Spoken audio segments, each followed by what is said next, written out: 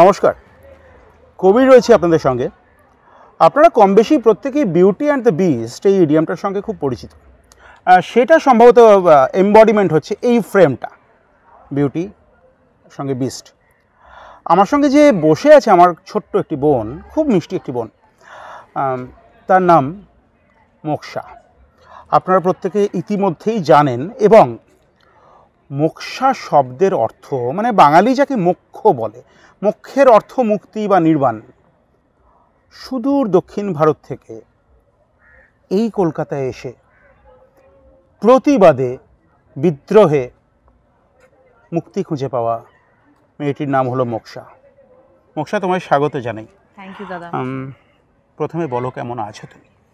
আছি আস্তে আস্তে, মানে সত্যি আমরা তো অনেকটা এটার মধ্যেই পুরো অকিউপাই, যারা খুব সচেতন সমাজ থেকে আমরা বিলং করি। তো recovering, have to get back to work, but এটা চলতে থাকবে যতক্ষণ না অন্তত একটা কিছু সুমুখ দেখতে পাচ্ছি। তো সেই হিসেবে আস্তে আস্তে ঠিক আছে। কারার ওই লৌহ কপাট দেখে তো বাঙালি ওয়াজ ব্লোন। এই আগুনটা কোত্থেকে এলো?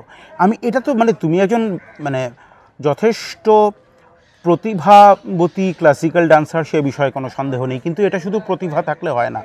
আমি নিজে যখন ক্লিপটা দেখেছিলাম আমি জাস্ট উড়ে গিয়েছিলাম। কিভাবে, কতটা আগুন নিয়ে একটা মেয়ে এইভাবে রাস্তায় পারফর্ম করছে, এই আগুনটা কোত্থেকে এলো?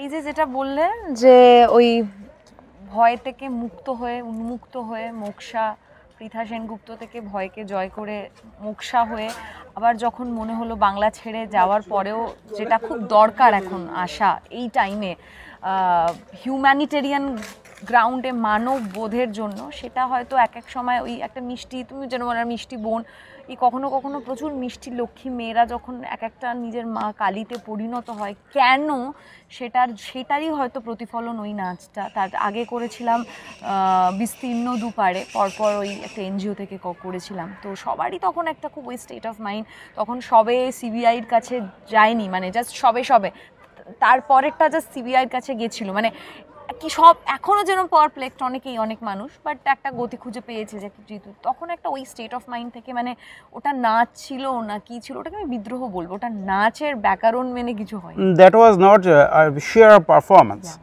Something beyond that. পৃথা থেকে মোক্ষার এই জার্নিটা, ব্যারাকপুর থেকে south India, how was that? হঠাৎ করে মানে কেন, মানে কলকাতায় সেটেল করা? আমি জানি যে সাউথের ফিনান্সিয়াল টার্নওভার অনেক বেশি, সেটাই কি একমাত্র কারণ নাকি অন্য কোনো কারণ?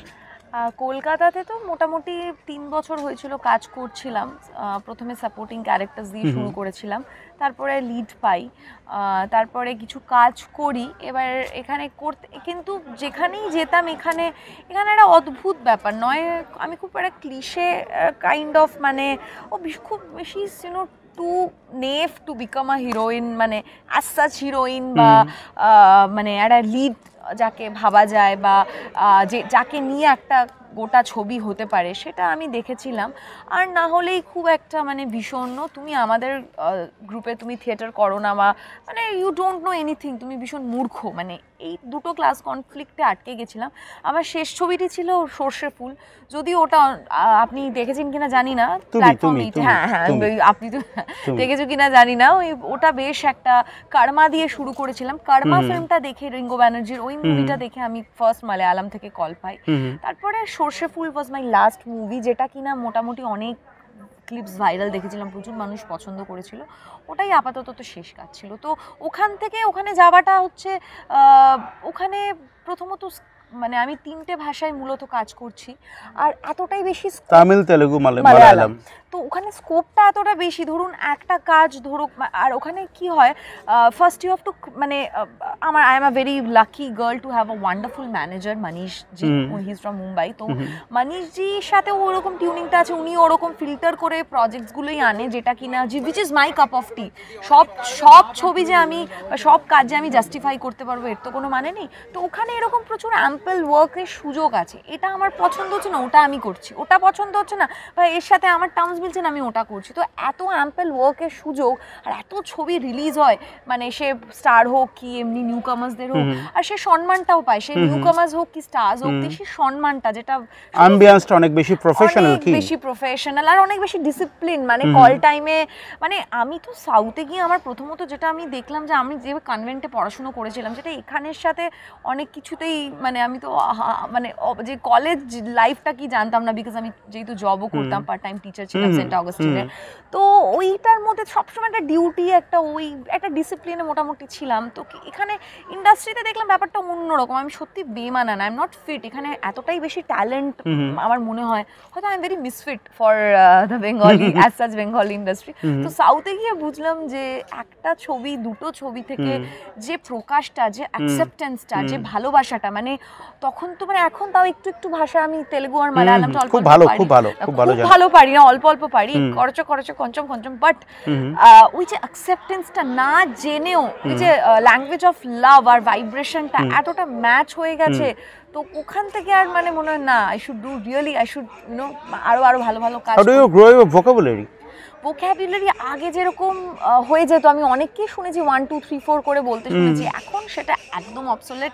আমি জানি না কোন প্রোডাকশনে কি হয়, বাট আমার কাজগুলো অন্তত you have to learn the dialogues, you have to be the character, যেটা একদম বেসিক ওয়ার্কশপ করে অ্যাটলিস্ট বাই হার্ট করে তারপরে ফ্লোরে যেতে হয়। মানে ওই ABCD 1 2 3 4 15 দিনের ছবি একটা শেষ করে ফেললাম, 11 দিনে কোনো রকমের ছবি নামিয়ে দিলাম, 5-6 দিনের মধ্যে তোমার হয়ে গেল দিনে 11টা 12টা সিন করলাম, ওরকম না। মানে দিনে যদি দুটো সিন করি, কমপ্লিট অথেন্টিক প্রফেশনাল, কিভাবে গ্রামার মেনটেন করে কাজ করতে, আমি তো I am very blessed to work with such teams. এবার আমি জানি না, এরকম অনেক এক্সেপশনস হয়তো আছে, ইভেন লো বাজেট ফিল্মস গুলো মানে আমি মিডিয়াম বাজেট বলবো, লো বাজেট বা মিডিয়াম বাজেটের ফিল্মস গুলো is equivalent to the big budget films here. আমি নাম করছি না, তোমার এই কলকাতার ইন্ডাস্ট্রির অনেকে যারা সাউথে গিয়ে পার্ট টাইম কাজ করে এসেছেন, তাদের বা বম্বেতেও গিয়ে কাজ করে এসেছেন, আমি এখনও বম্বে বলি ইনফ্যাক্ট, মানে তাদের কাছেও কিন্তু আমি প্রায় like experience I have come to know from them. এবার আমার প্রশ্নটা হচ্ছে,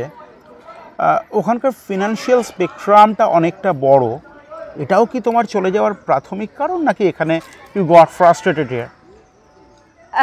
না, ওপেন আপ করো তুমি। ফিনান্সিয়াল তো ডেফিনেটলি, মানে আমি তো অবাক, আমি যখন ট্যালি করছিলাম, মানে the remuneration which I got in my first film in Telugu industry, এখানে আমি শুনেছি অনেক এস্টাবলিশ, তারা হয়তো 15-20 বছর কাজ করে সেই রেমুনারেশনটা পান। I was অস্টাক।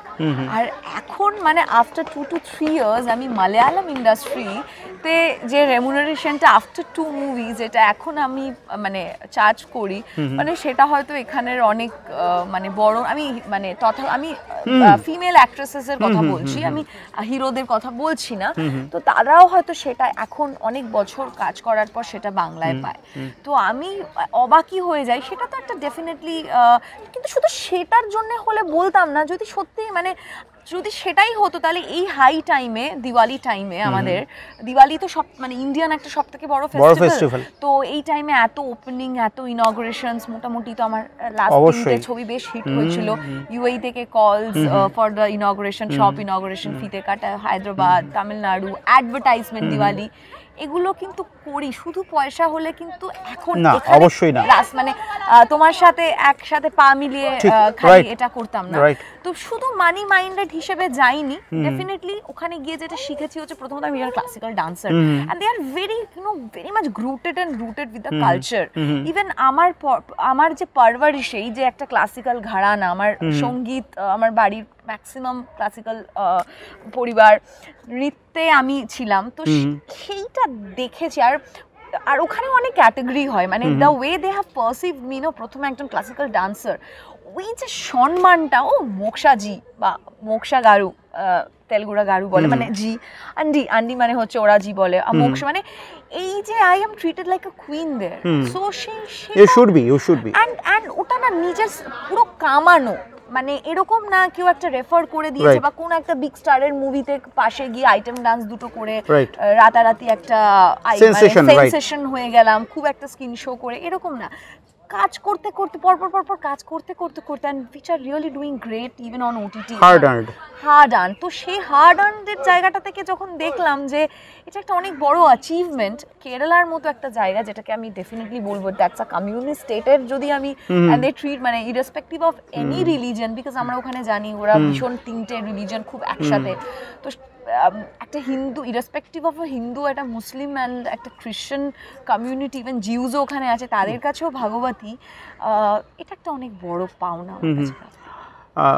মোক্ষা, তুমি খুব ডিপ রুটেড, আমি এখন অবধি তোমাকে যতটুকু পার্সোনালি চিনেছি, কোথাও গিয়ে কি মানে তোমার মনে হয় যে কলকাতায় তোমার এই তুমি যে এখনও এতটা ডিপ রুটেড, তুমি যে এখনও এতটা মাটিতে পা দিয়ে চলো, আমি পার্সোনালি কাউকে বলছি না, কিন্তু হয়তো বেশ কিছু মেগায় কাজ করেছেন কলকাতায়, কিন্তু তারা মানে স্টারডমের একটা ফিভার তাদেরকে কোথাও গিয়ে they suffer from fever of stardom, তুমি কিন্তু এখনও সেই জায়গাটায় পৌঁছোনি, তুমি এখনও ভীষণ ডিপ রুটেড তোমার পা, তুমি এখনও ভীষণ মাটির কাছাকাছি থাকা একটা মানুষ।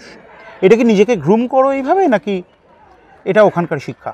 ওখানকার এখানকার বলে না, আমি মানুষটাই এটাতে বিশ্বাস, আমি প্রথমত আমার কাছে স্টারডামটা ম্যাটারই করে না, এক সেকেন্ড লাগবে আমার গাড়ি এখান থেকে বেরোবো, ধাক্কা লাগবে, একটা লরি মেরে চলে যাবে, আমার স্টারডাম ওখান থেকে ওখানে পড়ে যাবে, বাট এই মানুষটার বিহেভিয়ারটা বা যে মরালিটি নিয়ে বেঁচে আছে বা অ্যাজ আ পার্সন, কিন্তু সেটা থেকে যাবে। অ্যাক্টিভিস্ট মোক্ষা নাকি অ্যাক্ট্রেস মোক্ষা, না হিরোইন মোক্ষা, ডান্সার মোক্ষা, আমি যদি 1 2 3 4 করে ক্যাটাগরাইজ করতে বলি?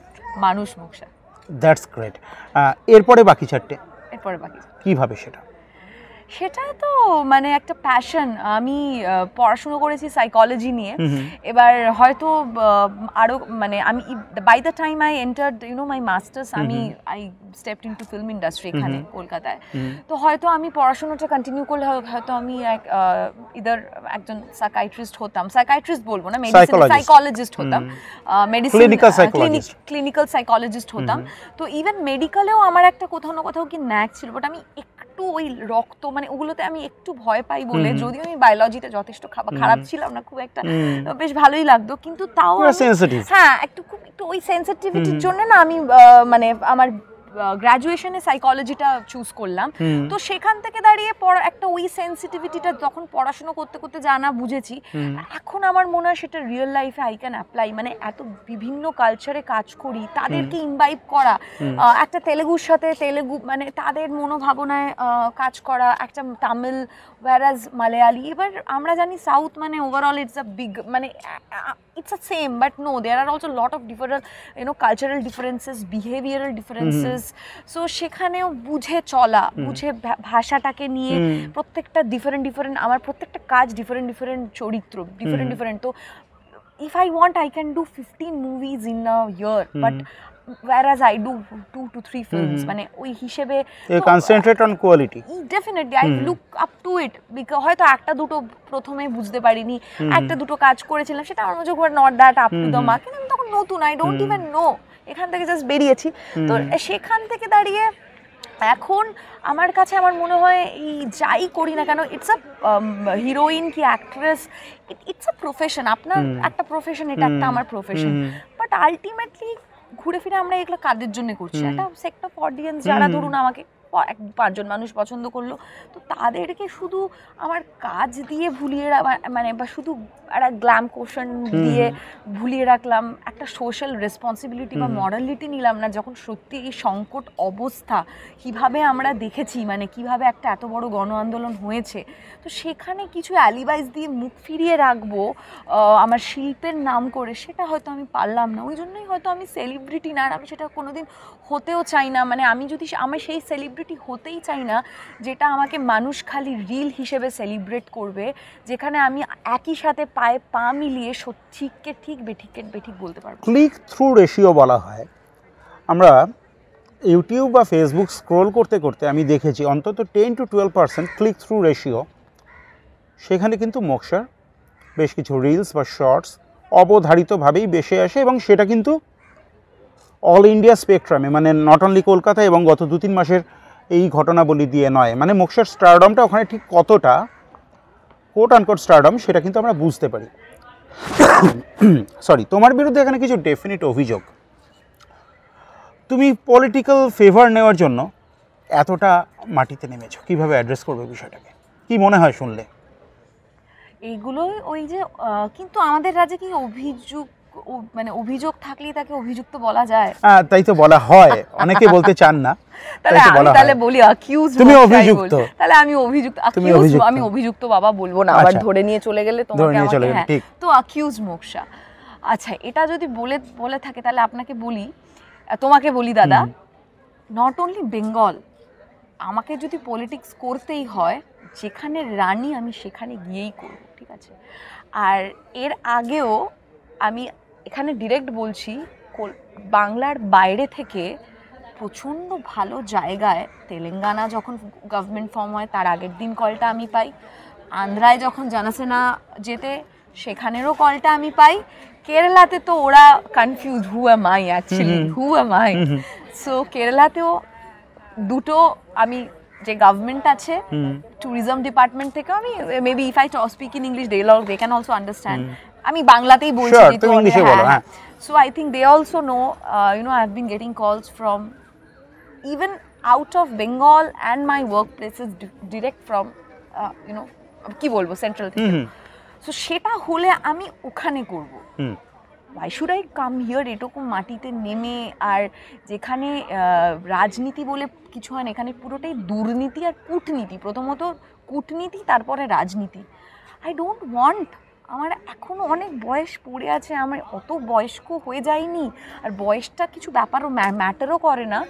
If I feel like I'll join there, why should I come here? Come and there I'm treated মানে কিছু বলতেই হয় না, মানে ওখানে life is like a bed of roses there, bed of roses, and সবথেকে বড় কথা, কোথাও না why should you walk on throne here? Yeah, why should I do that? I don't need that.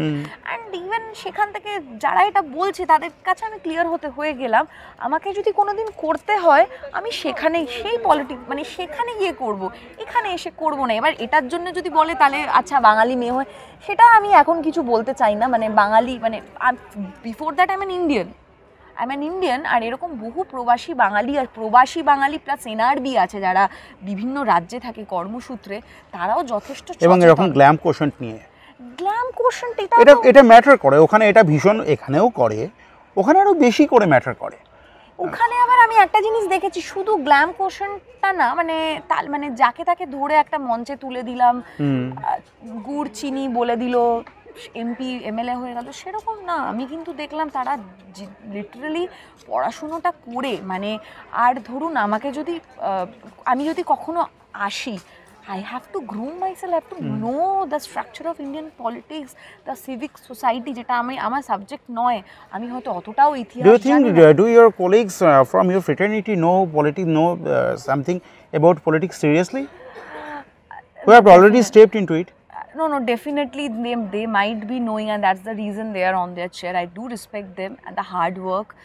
Even এই কোয়ালিটিটা না থাকলে পার্টি অফিসে গিয়ে, এই কোয়ালিটিটা তো আমার মধ্যে নেই যে ঘন্টার পর ঘন্টা পার্টি অফিসে গিয়ে বসে থাকবো, দাদা দিদিদের বাটার করে যাব, বা এটা তো, এই কোয়ালিটিটা তো আমার মধ্যে নেই, এটাও একটা অনেক বড় quality, that's why they are sustaining here. অবশ্যই, সো সেটা অনেক বড় ব্যাপার, মানে এরকম বিভিন্ন কোয়ালিটি আছে, তাই জন্য তারা সেই চেয়ারে আছে। আচ্ছা, আমি তোমাকে একটা খুব গুরুত্বপূর্ণ প্রশ্ন করি বাঙালি হিসেবে, মূলত বাঙালিরাই এই ইন্টারভিউ শুনছেন বলে আমার ধারণা।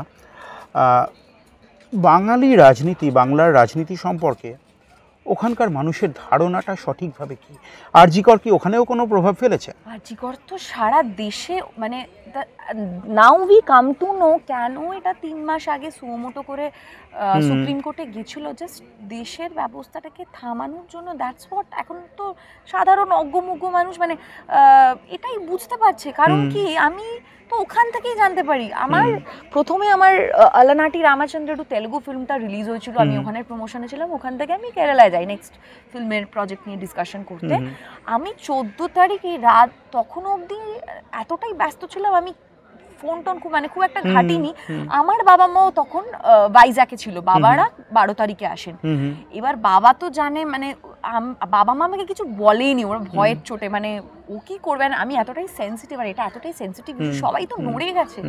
I came to know on 14th সকালে জানি, তারপরে রাত দখল, তারপরে ভ্যান্ডালিজম, ওই দেখে আমি 15th আসি।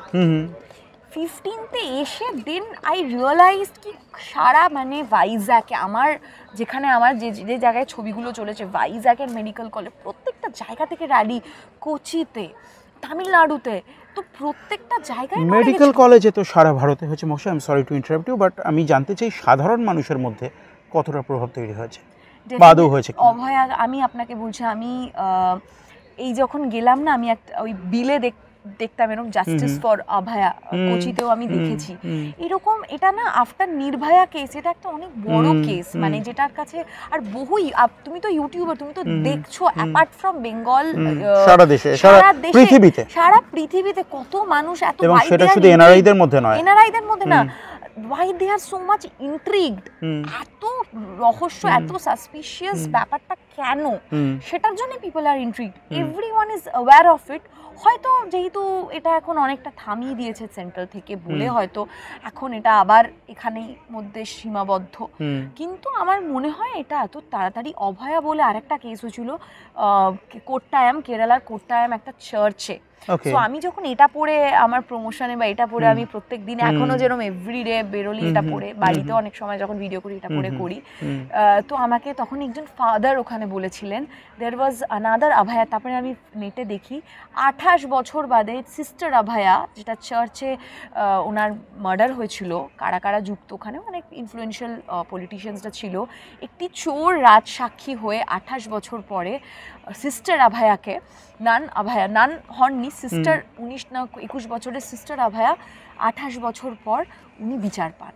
তো সেখানে আমাকে ওই ফাদার, একজন চার্চের, উনি আমাকে খুব এনকারেজ করেছিল, you go on Moksha, it will happen, definitely God is there. সে যে ধর্মের হোক, যেভাবে হোক, everyone is looking up to it, মেয়েটা বিচার পাক, এই মেয়েটা বিচার পেলে অনেক কিছু সামনে আসবে। যে মোক্ষা কি এতটা আউটস্পোকেন হতে পারছে, এতটা ভয়েস তুলতে পারছে, তার কারণ মোক্ষা এখান থেকে ফ্লাই করে চলে যাবে, মোক্ষা এখানে থাকবে না, এখানকার হ্যাজার্ডস তাকে সহ্য করতে হবে না, এটা কি একটা বড় কারণ?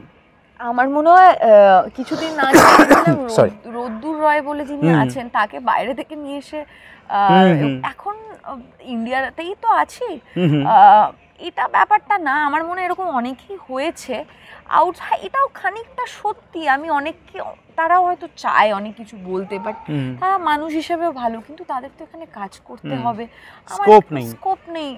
আমার হয়তো সত্যি এটা এখন ম্যাটার করছে না, আমি ওখানে বলছি।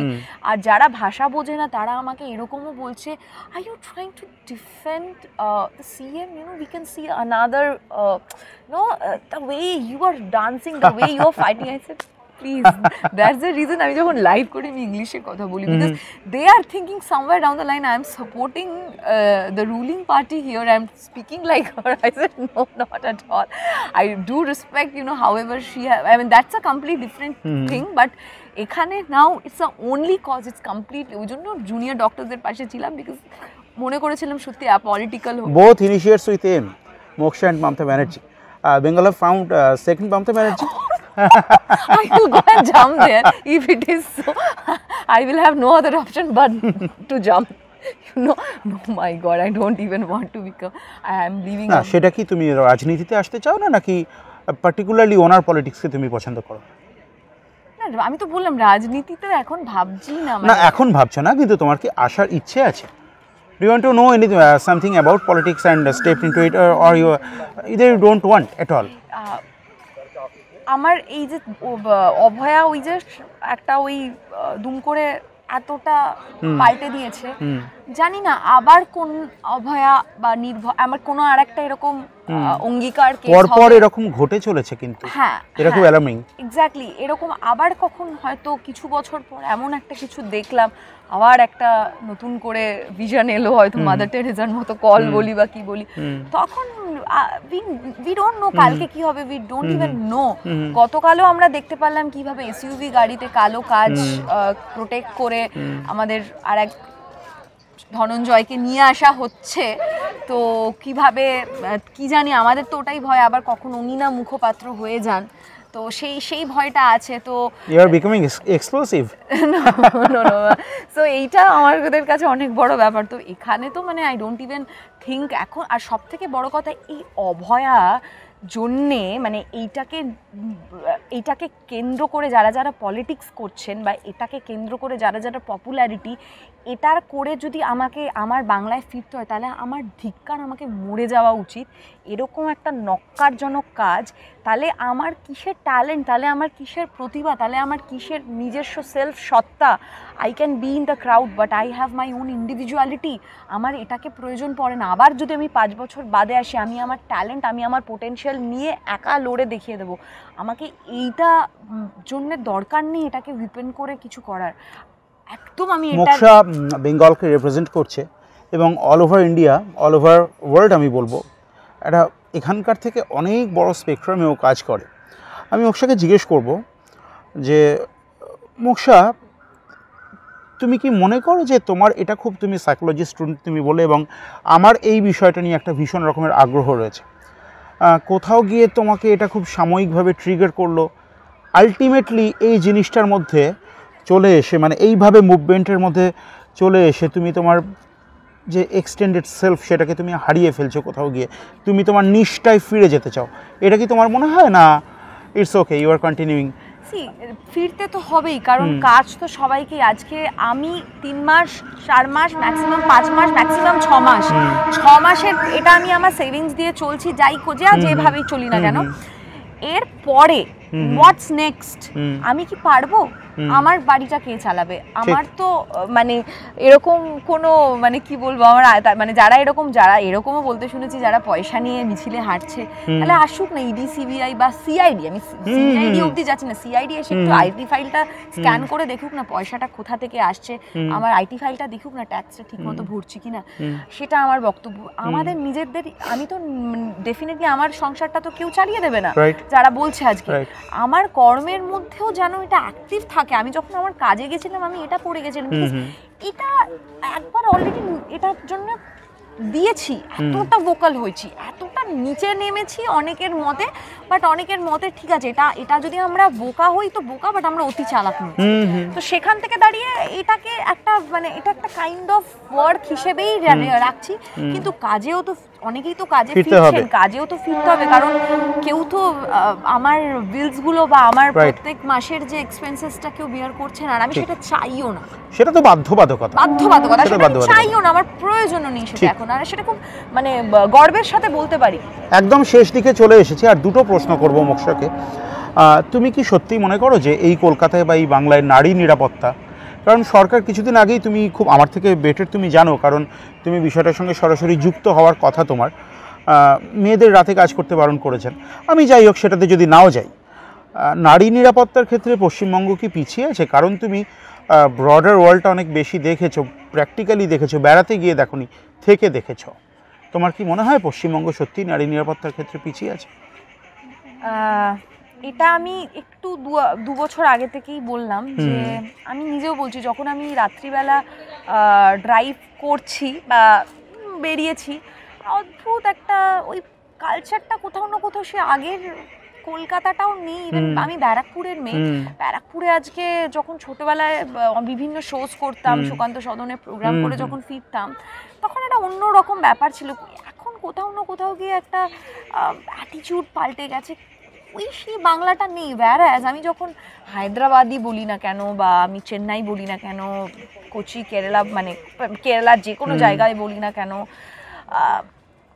there is a big difference আর এই তিলোত্তমার ডিফারেন্সটা কি কালচারে শিক্ষায় যাপনে কোথাও না কোথাও এখন দেখুন কেসেস এরকম বহু জায়গায় হয়, বাট কম্প্যারেটিভলি যদি দেখেন, আজকেও একটা দেখলাম কোন একটা মেডিকেল মানে হসপিটালে একজন ডক্টর খুন হয়েছে চেন্নাইতে, সেটা এরকম ঘটনা এটা ইন্ডিয়াতে ঘটবেই, we are not corruption free, but আজকে বাংলাতে যেখানে ওয়ান অ্যান্ড অনলি মুখ্যমন্ত্রী আমাদের, মানে এটা গর্বের অনেক জায়গায় বিষয়, কিন্তু অন্য রাজ্যে কিছু হলেই আমরা দেখছি সেটাকে নিয়ে ভোকাল হতে, বাট আমাদের রাজ্যে যখনই কিছু হচ্ছে বা ধরুন কিছু বলছে, আর এই অভয়ার ব্যাপারটার পর থেকে কটা কেসেস এরকম হলো, প্রত্যেকটা কেসকে ডিফেন্ড করা হয় 25 বছর আগে কি হয়েছিল, একটা আমলে কি হয়েছিল, তখন জন্মাই উনি, মানে জাস্ট সবে হয়তো জন্মেছে। তুমি 2000 সালে জন্মেছো? না 2000 সালে, আমি 90s কিড, মানে 2000 আমি বাচ্চা ছিলাম একদম। আচ্ছা, তো সেখানে কি হয়েছে আর পাশের রাজ্যে কি হচ্ছে, এটা হচ্ছে জাস্টিফিকেশনের জায়গা।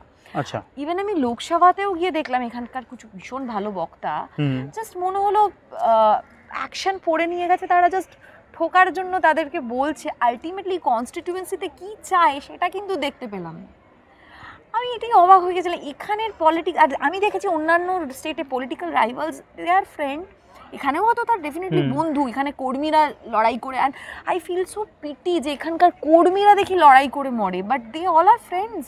কিন্তু বাইরে গিয়েও আমি দেখেছি একটা পলিটিক্যাল রাইভালরি থাকলেও সেটা পার্সোনাল রিলেশনশিপকে কোনোভাবে এফেক্ট করে না, আর এতটাও ডিরেক্টলি ওপেনলি এরকম খিস্তি ওপেনলি একটা টেলিভিশনে, মানে টেলিভিশন হোক এরকম ওপেনলি বলছে যে, মানে আর যারা প্রতিবাদ করছে, মানে আমরা তো যারা মানে প্রোটেস্টারদের তো দেখেছি কিভাবে কি বলতে, কাউকে একজন শুনেছি এরকম যারা মুখ খুলবে বাড়িতে এরকম ছবি টাঙায়।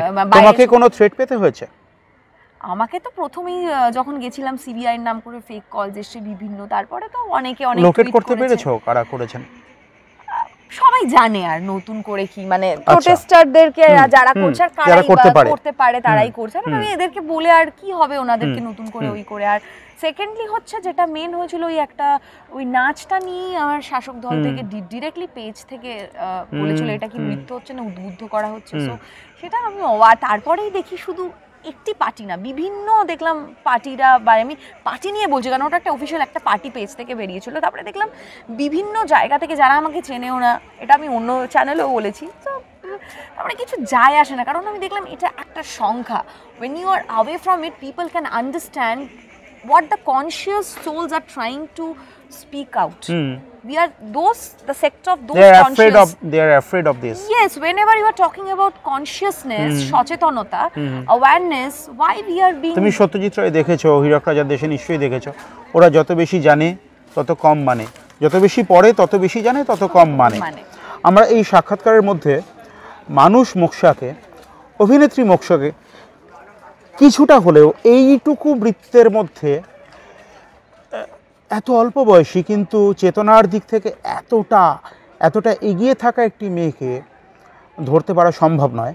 এবার খুব লাইটার নোটে কয়েকটা প্রশ্ন করে আমি এই সাক্ষাৎকার শেষ করব। আমাকে অনেকেই জানতে চেয়েছেন, বিশেষ করে আমার মা জানতে চেয়েছেন এবং আরও অনেকেই জানতে চেয়েছেন, মেয়েটা এত মিষ্টি, ও কি খুব মিষ্টি খায়? তুমি কি ওখানে কলকাতার মিষ্টিকে মিস করো? একদম, আমি প্রচন্ড মিষ্টি প্রিয়, ভীষণ বাঙালি খাবার। ও তুমি রিয়েলি মিষ্টি প্রিয়, মিষ্টি খেতে ভালোবাসো? আচ্ছা, খেতে ভালোবাসি, আগে আরো বাসতাম, এখন করকরে মিষ্টি খেতে পারি না, অল্প মিষ্টি খাই। ওখানে গিয়ে আমার খুব ফেভারিট মাইসোর পাক, আচ্ছা প্রচন্ড ভালোবাসি। আর কলকাতা কা রসগোল্লা, আমাকে ওখানে অনেকে রসগোল্লাও বলে, তো রসগোল্লা কমপ্লিমেন্ট, সো ভালোবাসি, হ্যাঁ ডেফিনেটলি। আর বাঙালি খাবারও খুব ভালোবাসি, আর কিন্তু এখন ওদের খাবারও খুব ভালো লাগে। শাড়ি পরে এসছো, তুমি কি শাড়িতেই কমফোর্টেবল? আমি তো তোমাকে বেশ পাবলিকলি অ্যাফেয়ার করতে দেখলাম বেশ কয়েকবার শাড়িতে। আসলে আমার শাড়িটা এতটাই প্রিয়, I wear lot of dresses, কিন্তু রিসেন্টলি বা এটা হয়েছে আরো আমার প্রমোশন, আমি জানি না কেন become fond of sari.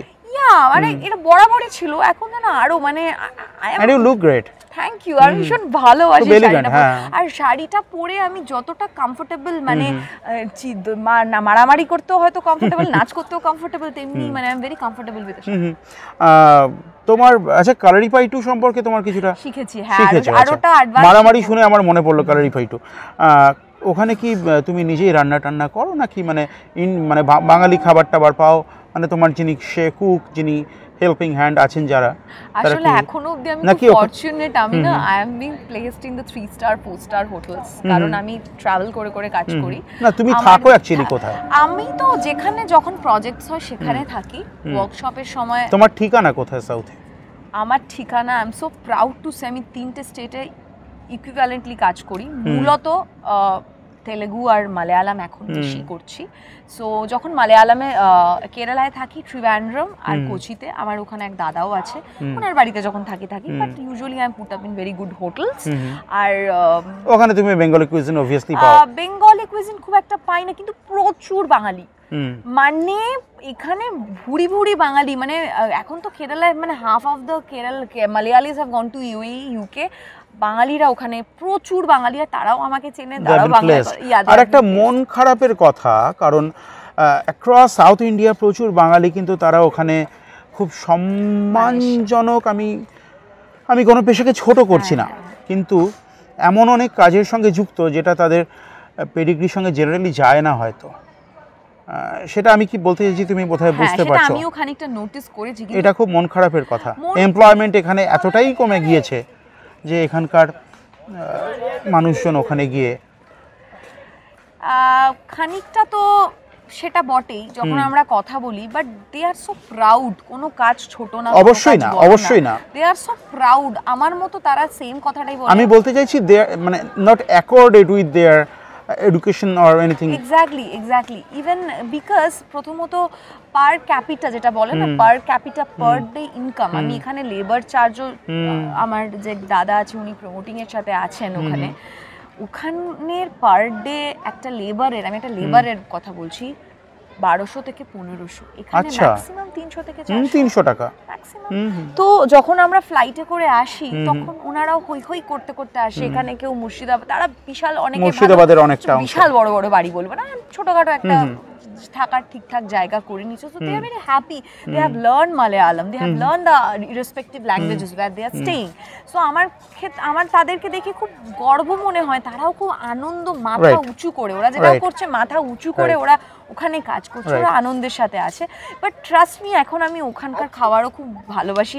I love Malayali food নাও। এই নারকোল তেলের খাবার হতে পারে, বাট আই লাভ ওখানকার মাছ, এখানে এলে মিস করি, এখানকার মাছ ওখানে গেলে মিস করি। আমি অবশ্য মানে মাংস ছেড়ে দিয়েছি, আই কুইট ইটিং মিট তো একদমই খাই না, ছেড়েই দিয়েছি খাওয়া, কিন্তু মাছটা আমি ওখানে গেলে এখানে মিস করি, এখানে থাকলে ওখানে মিস করি। আচ্ছা, আমার শেষ অনুরোধ মোক্ষা, লাকি লাক্সমান এবং আরও একাধিক ওটিটিতেও তোমার বেশ কিছু কাজ এই মুহূর্তে চলছে, সেগুলো দর্শকদের প্লিজ একটু বলো। হ্যাঁ, ওই ওটিটিতে অ্যামাজন প্রাইমে লাকি লক্ষ্মণ আমার প্রথম একদম ইনিশিয়াল ছিল। এই মুহূর্তে কি চলছে? এই মুহূর্তে কাল্লানুম ভাগবতীম, আগের বছর কাল্লানুম ভাগবতীম চোরো ভগবতী, ওটা তো ভীষণ হিট করেছে, ওটা সিকুয়েলটা অ্যানাউন্স করে দিল চান্দাটাম। চিত্তিনি এই রিসেন্টলি একটা রিলিজ হলো, সেটাও ওটিটিতে আসছে খুব শীঘ্রই। আলানাটি রামাচন্দ্রেরু, ওটা Telugu project, but that is being very much liked by Malayalis and I think বাঙালিরাও পছন্দ করবেন। ওটাও অ্যামাজন প্রাইমে আছে। তো এরকম কিছু কাজ আরও হয়তো, আরেকটা আছে রামম রাঘবম, ওটা তামিল অ্যান্ড তেলুগু বাইলিঙ্গুয়াল, ওটাও এই তাড়াতাড়ি রিলিজ হচ্ছে। আরও আপকামিং কাজ নিয়ে। মোক্ষা ভীষণ ভালো রবীন্দ্রসঙ্গীত গায়।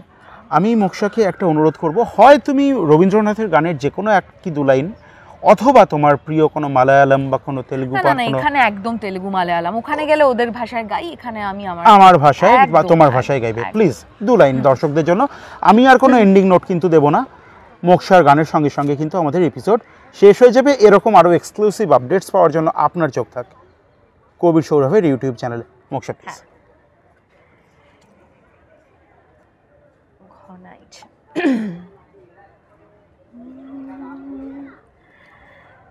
ছায়া ঘনাইছে বনে বনে, গগনে গগনে ডাকে দেয়া, ছায়া ঘনাইছে বনে বনে, কবে নব ঘন বরিশানে, গোপনে গোপনে এলি কে ছায়া ঘনাই বইছে বনে